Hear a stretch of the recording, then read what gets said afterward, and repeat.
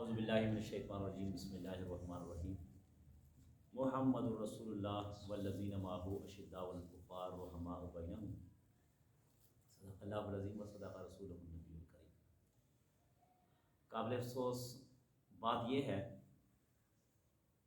کہ آج تک اولاد کے بارے میں یہ بات مشہور ہے کہ آدمی کہتا ہے کہ اولاد مجھے اپنی جان و مال سے بڑھ کر ہے، یعنی کہ اولاد کے لیے آدمی کیا کچھ نہیں کرتا۔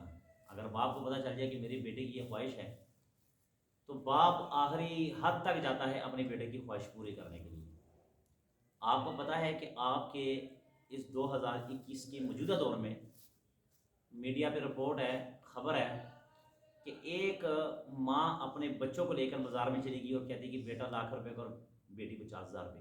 پتہ آپ کو کسی کو؟ بیٹے بیچنے کے لیے لگا دیے ہیں، ٹھیک ہے؟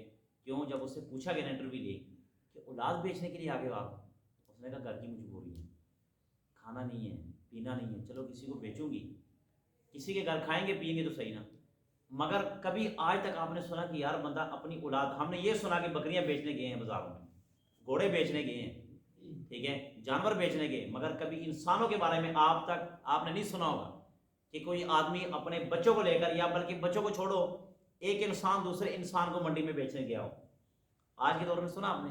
نہیں سنا، ٹھیک ہے؟ کیوں؟ یہ سارا کا سارا قیامت کے دن وقت کے حکمران سے پوچھا جائے گا۔ حضرت فاروق اعظم رضی اللہ تعالیٰ عنہ ایک خیمے کے پاس گئے، ایک بڑھیا تھی، اس بڑھیا سے پوچھنے لگے کہ اچھا یہ بتاؤ جو آج کے وقت کا حکمران ہے وہ کیسا ہے، یعنی کہ اپنے بارے میں پوچھا، مگر بڑھیا کو یہ نہیں بتایا کہ میں امیر المومنین ہوں۔ تو بڑھیا نے کہا کہ وہ کیسا حکمران ہے، میں تو اس کو نہیں مانتی۔ کہا کیوں نہیں مانتی؟ کہا جب سے فاروق اعظم امیر المومنین بنا ہے آج تک میرے خیمے میں نہیں آیا میرا حال پوچھنے کے لیے۔ اس عورت نے کہا کہ آج تک کبھی میرا حال نہیں پوچھنے کے لیے آیا۔ تو فاروق اعظم نے کہا کہ آپ کو یہ تو پتا ہے کہ آج تک نہیں آیا پوچھنے کے لیے، اور آپ کو یہ نہیں پتا کہ وہ کتنی میل کا وہ بادشاہ ہے، اور کتنے میل مکان سلطنت اس کے ہاتھ کس کے پاس جائے۔ اس عورت نے کہا کہ فاروق اعظم کو جا کر بتا دو کہ اتنی سلطنت رکھے کہ ایک بڑھیا کو پوچھنے بھی جائے۔ بھائی میری بات سمجھ میں، اتنی سلطنت پر حکمرانی کرے، اتنی سلطنت پر کہ لوگوں کے احوال تو پوچھ سکے نا۔ تو فاروق اعظم زاروں قطار وہاں پہ بیٹھ کر رونے لگے، زاروں قطار رونے لگے۔ تو بڑھیا نے پوچھا کہ آپ کیوں روتے ہو؟ میں تو فاروق اعظم کو کہہ رہی ہوں۔ تو کہنے لگے وہ فاروق اعظم میں ہی ہوں، وہ فاروق اعظم میں ہی ہوں۔ اسی طرح حضرت ابوبکر صدیق رضی اللہ عنہ اور فاروق اعظم رضی اللہ عنہ آپس میں گفتگو کر رہے ہیں۔ ایک بکری کی ٹانگ ٹوٹی، جس کی وجہ سے حضرت ابوبکر صدیق رضی اللہ، بلکہ حضرت فاروق اعظم رضی اللہ عنہ رو رہے ہیں۔ تو پوچھا کہ کیوں رو رہے ہو؟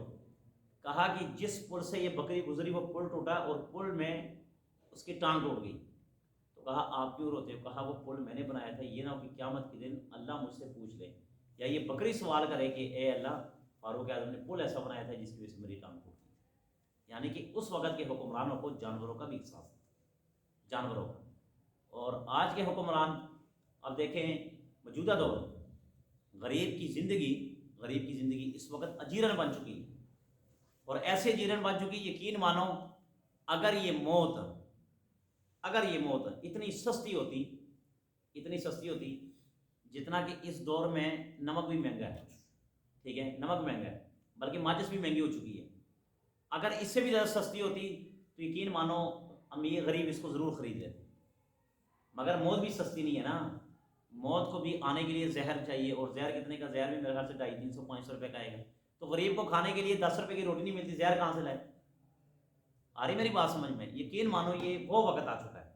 مگر اللہ سے یہی ہم دعا کر سکتے کہ اللہ تعالیٰ ہمارے حکمرانوں کو ہمارے اصحاب کے اور ہمارے جو بڑے تھے ان کے نقش قدم پر چلنے کی توفیق عطا فرمائے، اور اللہ رب العزت ہمارے ملک پاکستان کی معیشت کو درست کریں، اور ہمارے ملک پاکستان کی جتنے بھی غریب اور عوام طبقہ ہے اللہ ان کی مدد فرمائے۔